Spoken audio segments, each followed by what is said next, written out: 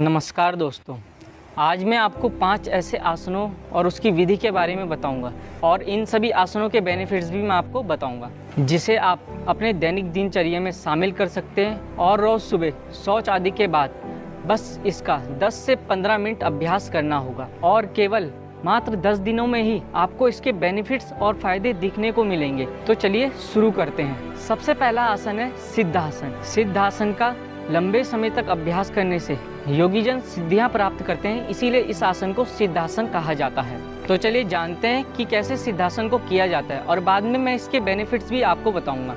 सबसे पहले आप दरी या कंबल लगाकर उसमें बैठ जाएं, फिर अपने बाएं पैर को अपने मूलाधार चक्र पर सटाएं, फिर उसके बाद अपने दाएं पैर को उसके ऊपर रखें और ज्ञान मुद्रा बनाकर इसमें ध्यान की क्रिया करें। तो ये तो होगी सिद्धासन की विधि। अब हम जानते हैं सिद्धासन के क्या क्या बेनिफिट्स हैं और इस आसन को ज़्यादा देर तक नहीं करना चाहिए। महिलाएं केवल ब्रह्मचर्य का पालन करने की अवस्था में ही इस आसन का अभ्यास करें। ब्रह्मचारी और साधु संतों को इसका अभ्यास भरपूर मात्रा में करना चाहिए, क्योंकि इस आसन को करने से ब्रह्मचर्य में अत्यधिक लाभ मिलता है और ब्रह्मचर्य साधना को सिद्ध करने में सहायता मिलती है। और जिस व्यक्ति को स्वप्न दोष एवं नाइटफॉल जैसी समस्याएं हैं, उसे इस आसन का अभ्यास जरूर करना चाहिए, क्योंकि यह आसन इन समस्याओं को जड़ से खत्म कर देता है। और सिद्धासन में आप मुद्राओं का अभ्यास भी कर सकते हैं, जिससे आपको मुद्राओं के बेनिफिट्स जल्द ही देखने को मिलते हैं। और यदि आप नहीं जानते हैं कि मुद्राएं किसे कहते हैं, तो इस पर हमने पहले ही वीडियो बनाई हुई है, लिंक नीचे डिस्क्रिप्शन में, आप वहां पर जाके देख सकते हैं। दूसरा आसन है जानुशीर्ष आसन। इस आसन का नाम जानुशीर्ष आसन इसीलिए है क्योंकि जानु का अर्थ होता है घुटना, यानी कि हमारा नी। शीर्ष का मतलब होता है हमारा सर। इस आसन में हमको अपने सर को अपने घुटने पर लगाना होता है, इसीलिए इस आसन का नाम जानुशीर्ष आसन है। तो चलिए जानते हैं कि जानुशीर्ष आसन को कैसे किया जाता है। सबसे पहले आप एक दरी या कंबल लगाकर बैठ जाएं, उसमें अपने पैरों को सामने की ओर खोल लें, फिर अपने दाएं या बाएं पैर को घुटने से मोड़कर इस तरीके से रख लें। फिर अपने हाथों को ऊपर की ओर खिंचाव देते हुए मेरुदंड को सीधा करते हुए अपने पंजे को आगे की ओर खिंचाव देते हुए अपने पंजे को पकड़ें।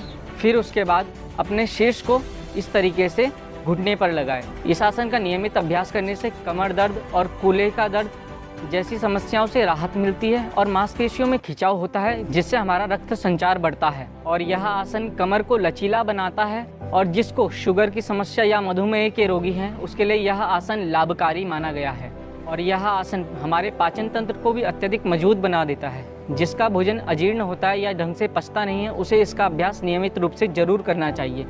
फिर इसके लिए आपको कोई विशेष प्रकार की दवा लेने की आवश्यकता नहीं पड़ेगी। तीसरा आसन है पश्चिम उत्तानासन। यह आसन शीर्षासन के बाद माने जाने वाला दूसरा सबसे सर्वश्रेष्ठ आसन है। शीर्षासन को आसनों में राजा के नाम से जाना जाता है और उसके बाद आने वाला आसन ये पश्चिम उत्तानासन ही है। अगर आप जानते हैं शीर्षासन को किस तरीके से करते हैं और यह आसन सर्वश्रेष्ठ क्यों है, तो आप हमको ज़्यादा से ज़्यादा कमेंट कीजिए, हम इस पर भी जल्दी ही वीडियो लेकर आएंगे। तो चलिए जानते हैं पश्चिम उत्तानासन करने की विधि के बारे में। सबसे पहले अपने पैरों को सामने की ओर खोल लें, फिर अपने एक मेरुदंड को सीधा करते हुए अपने हाथों को ऊपर की ओर ले जाते हुए अपने पंजों को अंदर की ओर खींचें। फिर उसके बाद अपने पंजों को पकड़ें, फिर सामने की ओर देखते हुए अपने शीर्ष को अपने घुटने पर लगाएं। इसी प्रकार से पश्चिम उत्तानासन का अभ्यास करें। और यह आसन कमर दर्द को मानो जड़ से खत्म कर देता है और शरीर को लचीला बनाता है और मांसपेशियों में भी खिंचाव देता है। और जिसकी कमर में अकड़न बनी रहती है, यह आसन धीरे धीरे उसे भी सही कर देता है। और यह आसन गैस कब्ज जैसी समस्याओं में भी राहत दिलाता है। और यह आसन मूत्र के विकारों को भी दूर करता है और स्वप्न दोष यानी कि नाइटफॉल जैसी समस्याओं को भी बंद कर देता है। और जो लोग ब्रह्मचर्य का पालन कर रहे हैं, उन लोगों को इस आसन का अभ्यास जरूर ही करना चाहिए।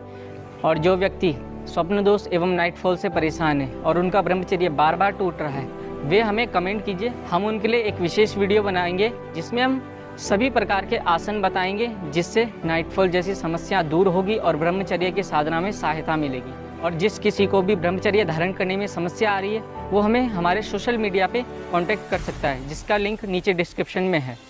और हम उस व्यक्ति की समस्या पे भी जल्दी ही वीडियो बनाएंगे, जिससे उसको लाभ प्राप्त होगा। और चौथा आसन है गोमुख आसन। इस आसन में हमारी मुख की आकृति एकदम गाय के समान हो जाती है, इसीलिए इसे गोमुख आसन कहा जाता है। इस आसन को करने के लिए अपने दाएं पैर को मोड़कर फिर उसके बाद अपने बाएं पैर को अपने दाएं घुटने के ऊपर रखना होता है फिर उसके बाद अपने हाथ को ऊपर की ओर ले जाकर और उसे इंटरलॉक कर लें। इस आसन का नियमित अभ्यास करने से सर्वाइकल जैसी प्रॉब्लम भी खत्म हो जाती है और यह आसन कमर दर्द में भी राहत देता है और कुबड़ेपन जैसी समस्याओं को भी दूर कर देता है।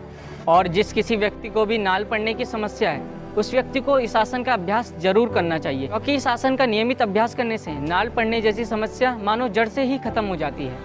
और पांचवा एवं अंतिम आसन है कैट पोज, जिसे हम मार्जरी आसन के नाम से भी जानते हैं। इस आसन को करने के लिए आपको कैट के समान यानी कि बिल्ली के समान आकृति बना लेनी है। फिर उसके बाद श्वास को छोड़ते हुए अपने सिर को अंदर की ओर ले जाना है, छाती पर सटाना है इस प्रकार से। और फिर उसके बाद श्वास को लेते हुए अपनी गर्दन को ऊपर की ओर ले जाना है, जिससे हमारी गर्दन पर खिंचाव पड़ता है, हमारी श्वासों की नलियां खुलती है और यह आसन सर्वाइकल जैसी प्रॉब्लम में भी राहत दिलाता है। यह आसन कमर को लचीला कर देता है। गले के दर्द में यह आसन आरामदायक माना गया है। तो ये थे 5 आसन जो आप अपने दैनिक दिनचर्या में शामिल कर सकते हैं और इनका लाभ उठा सकते हैं। आज के लिए दोस्तों इतना ही। अगर आपको इस वीडियो से संबंधित कोई भी प्रश्न पूछना हो तो हमें कमेंट सेक्शन में ज़रूर पूछें और इस वीडियो को ज़्यादा से ज़्यादा शेयर करें, ताकि ज़्यादा से ज़्यादा लोग इन आसनों का लाभ उठा सकें और इनका नियमित अभ्यास कर सकें। और जो कोई भी अन्य आसनों के बारे में जानना चाहता है वो हमें कमेंट सेक्शन में ज़रूर बता दें, हम उस पर भी जल्दी ही वीडियो लेकर आएंगे। अगर आप इस चैनल में नए हो तो चैनल को सब्सक्राइब कीजिए। अगर आपको आज की वीडियो पसंद आई तो वीडियो को लाइक कीजिए, वीडियो को ज़्यादा से ज़्यादा शेयर कीजिए एंड वीडियो को ज़्यादा से ज़्यादा कमेंट कीजिए। तो मिलते हैं नेक्स्ट वीडियो में, तब तक के लिए